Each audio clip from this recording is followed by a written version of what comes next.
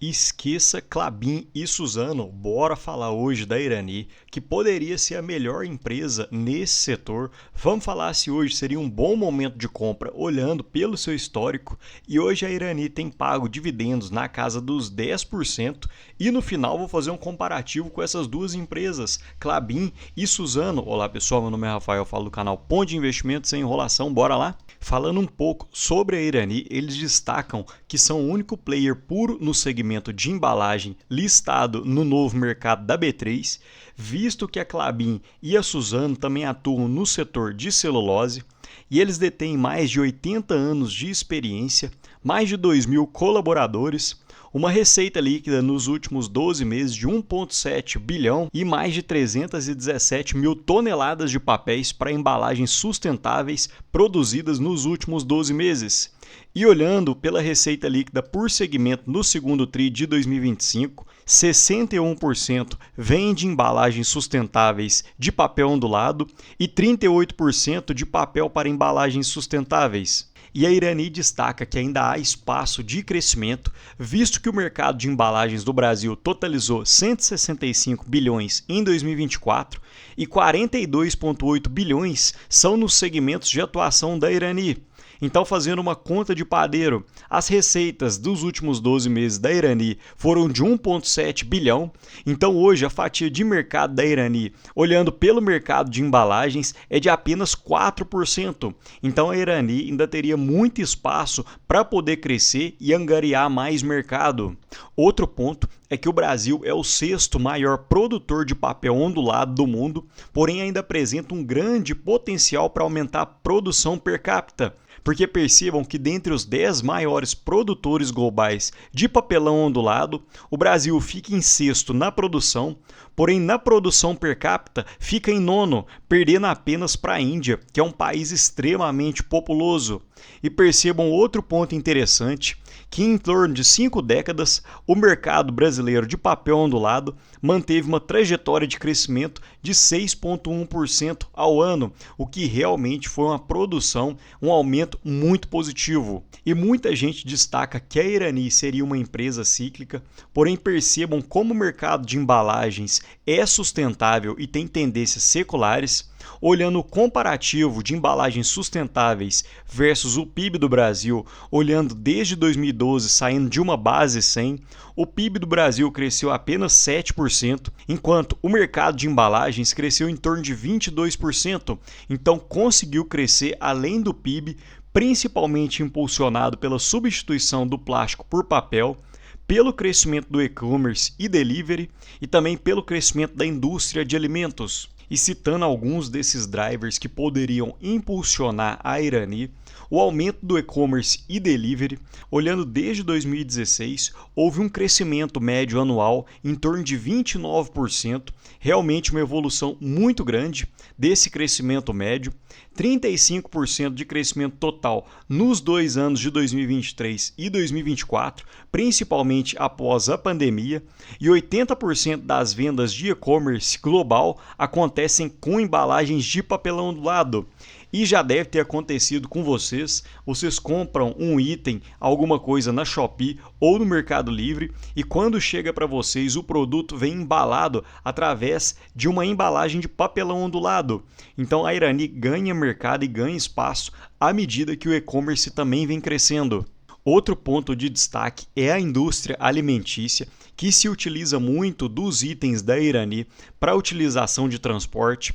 E percebam que a participação da indústria de alimentos no PIB brasileiro saiu de 8,5% para atualmente na casa dos 10,8%, e o mercado em si cresceu cerca de 10,1% ao ano. Então a Irani consegue pegar esse mercado que é muito sólido e sustentável, e hoje cerca de 74% das vendas da Irani são do setor alimentício. Então esse setor tem uma resiliência muito grande, o que oferece boas margens e boas vendas para a Irani. E um ponto muito interessante nos slides da Irani, que eu já vi vários youtubers falando muita besteira sobre isso, falando que a Irani atua num setor cíclico, porém percebam que esse setor tem uma resiliência muito positiva, principalmente em períodos turbulentos. Na crise do subprime, o setor de papel ondulado praticamente ficou estagnado. Na crise política e econômica brasileira, em meados de 2016, o preço até aumentou levemente. E principalmente no Covid, o valor das embalagens de papel ondulado subiu de uma forma muito brusca. E esse valor vem variando desde após 2021, após essa subida brusca, o valor vem variando de uma forma muito linear. E essa resiliência se reflete na receita líquida. Percebam que a receita líquida da Irani desde 2009 vem aumentando, saindo da faixa dos 500 milhões para atualmente em mais de 1,5 bilhões. Porém, um ponto que vocês poderiam me questionar é, Rafael, se a receita está crescendo de uma forma muito positiva, como que os lucros vêm diminuindo em alguns anos? E entre 2017 e 2019 chegou a ficar até mesmo negativo. E atualmente o preço da Irani também vem sofrendo, principalmente por causa na baixa dos lucros. Isso é explicado principalmente por causa do preço da matéria-prima, que seriam os preços das aparas, em que a Irani recebe o preço aumentado e depois tem que tentar repassar isso através dos preços de vendas da Irani. Porém, a Irani ainda não conseguiu repassar 100%, visto que o aumento do preço das aparas foi muito exponencial e muito rápido. Percebam que do segundo TRI de 2024 versus o segundo TRI de 2025, o preço por tonelada aumentou em 71,6% para o mercado em geral e para a Irani aumentou em 65%, enquanto os preços do produto vendido da Irani aumentaram em 15% nesse período. Então, o preço da matéria-prima aumentou e o preço que a Irani revende o seu produto aumentou, porém numa faixa menor. Consequentemente, isso acaba comprimindo as margens da Irani. Outro ponto é que aparentemente a Irani tem chegado num fim de ciclo de investimentos. Então isso seria muito positivo, visto que a Irani poderia diminuir a sua alavancagem e também pagar melhores dividendos aos acionistas. Percebam os investimentos na plataforma Gaia, que há uma previsão de investimento na casa de 1,1 bilhão e a Irani já investiu mais de 1 bilhão. Então faltaria cerca de 150 milhões para finalizar praticamente todos os investimentos, faltando apenas Gaia 4 e Gaia 5, porém ele ainda encontra-se em atualização e nem colocou o investimento esperado. Então, para finalizar o que tem hoje, a Irani faltaria muito pouco. E após a finalização desses investimentos na plataforma Gaia, a Irani terá 100% de produção própria de energia elétrica. Então, esse gasto com energia da Irani, que é muito alto atualmente, será 100% fabricado pela própria empresa. Então, ela não terá esse gasto após os investimentos. E percebam que em 2024, 36% da energia comprada foi de mercado externo e após a finalização da plataforma Gaia, 100% da Irani será de geração própria. Outro ponto é que a base florestal confere uma boa estabilidade no preço da matéria-prima e garantia no fornecimento, visto que a Irani detém florestas em Santa Catarina, com cerca de 28 mil hectares, e no Rio Grande do Sul, com cerca de 7.700 hectares.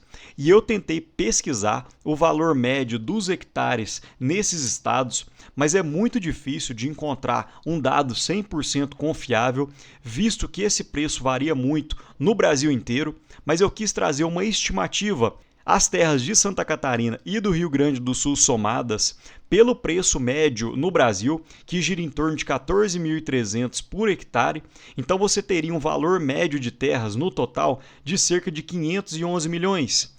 E no fechamento de mercado dessa segunda-feira, a Irani valia cerca de 2 bilhões na bolsa. Então, cerca de 25% do valor de mercado da Irani seria apenas nas florestas que ela detém e não da sua operação em si. E eu fui buscar o preço um pouco mais aprofundado para tentar dividir o preço médio da localização, visto que eu verifiquei que as terras, principalmente do Rio Grande do Sul, aparentemente têm uma melhor valorização. Então, com o preço médio de Santa Catarina em 18 mil por hectare e no Rio Grande do Sul de 25 mil por hectare, o valor total das florestas da Irani chegaria em torno de 700 mil reais, o que seria em torno de 34% do valor de mercado da empresa, apenas nessas florestas. Então o mercado poderia não estar olhando para a Irani com tanto carinho assim, visto que a própria operação da empresa hoje vale menos de 70% do valor total de mercado. E aqui eu queria chamar um ponto de atenção que também poderia estar se abrindo uma boa oportunidade, é que hoje o custo médio da dívida é em torno de 18,4% ao ano e após os impostos gira em torno de 8,2%. Então, quando a gente pega a curva entre o ROIC e a dívida líquida após os impostos, hoje nós teríamos um gap em torno de 3,6%. Visto que a dívida líquida hoje gira em torno de 8,2% e o ROIC da Irani gira em torno de 11,8%, então esse é um ponto de preocupação, visto que a geração de valor da Irani está muito pequena, está muito baixa, porém esse poderia ser uma boa oportunidade, porque são nesses momentos em que os preços da Irani ficam comprimidos, o mercado desanima para essa ação, assim como ocorreu em meados de 2020, e após esse período, a Irani conseguiu subir para um ROIC em torno de 25%, e foi nesse mesmo período que a cotação da Irani disparou de uma forma bem acelerada.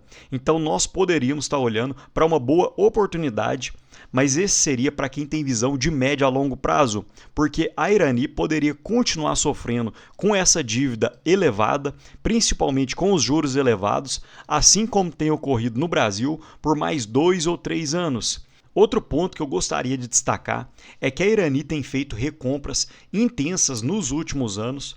Percebam que olhando desde o terceiro TRI de 2021 até o segundo TRI de 2025, a Irani recomprou cerca de 9,2% do total de ações da companhia.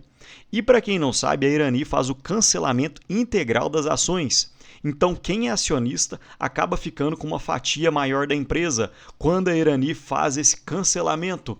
Consequentemente, o acionista acaba detendo mais dividendos.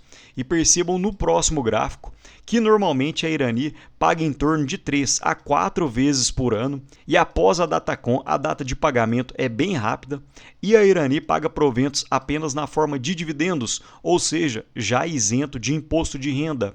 E se você olhar no Investidor 10 ou qualquer site de investimento, vai ver que a Irani pagou cerca de 8,3% de dividend yield nos últimos 12 meses.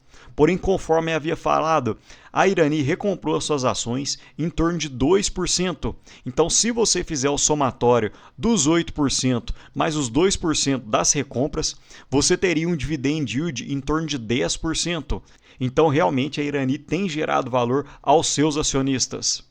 E para finalizar, fazendo um comparativo entre as três empresas, Suzano, Klabin e Irani, hoje a que teria o menor preço sobre lucro seria a Irani, olhando pelo indicador de preço sobre valor patrimonial, que não seria um bom indicador olhando esse tipo de empresa, porém a Suzano estaria em primeiro lugar, mas praticamente empatada com a Irani, em torno de 1,5. Olhando o EV sobre EBITDA, a Irani seria a mais barata nesse quesito, com o melhor dividend yield, mesmo sem contar as recompras de ações. A margem EBITDA da Suzano hoje seria melhor, seguida pela Irani. Margem líquida, a Irani seria a primeira nesse quesito. A dívida líquida sobre EBITDA está um pouco distorcida, visto que hoje a Irani encontra-se em 2,4, porém mesmo assim seria a melhor nesse quesito. O ROI, o ROA e o ROIC da Irani são os melhores. E olhando o crescimento de receita nos últimos 5 anos, elas ficam praticamente empatadas, entre 10% e 11%. Então hoje, olhando para as três empresas, na minha opinião pessoal, a Irani seria a mais barata, com boas perspectivas. Porém, tem que ter muita cautela, porque essa é uma empresa muito menor que a Klabin e a Suzano, então pode ter maiores oscilações e pode variar mais de acordo com o preço da sua matéria-prima e alguns impactos pontuais. Outro ponto é que desde o começo do ano a Irani já subiu cerca de 30%, porém a maior parte dessa alta veio dos últimos 2 meses, visto que a Irani ficou meio sambando nessa cotação entre 7 e 7,50 e após os resultados do segundo trimestre de 2025, a Irani disparou cerca de 22,5%. Mas para quem não sabe, a Irani já chegou a ser cotada em torno de R$ 12 principalmente quando detinha aquele ROIC elevado, e atualmente já houve uma grande queda na cotação. Percebam por esse gráfico que mostra as maiores quedas da empresa, e desde as suas máximas a Irani chegou a cair quase 50%, mas já teve uma boa recuperação em 2025 e a queda atual encontra-se em cerca de 21%. Porém, o mercado já penalizou a Irani em outras situações, com quedas em torno de 90%, 80%. Na pandemia chegou a cair mais de 60% e atualmente a queda fica ainda baixa, de cerca de 21%. Mas me conta aqui, pessoal, você tem ficado de olho em uma das três empresas nos últimos anos? Principalmente na Klabin, abaixo dos 3,50. Tá no seu radar? Me conta aqui nos comentários. No mais, deixo um ótimo dia para vocês e um abraço.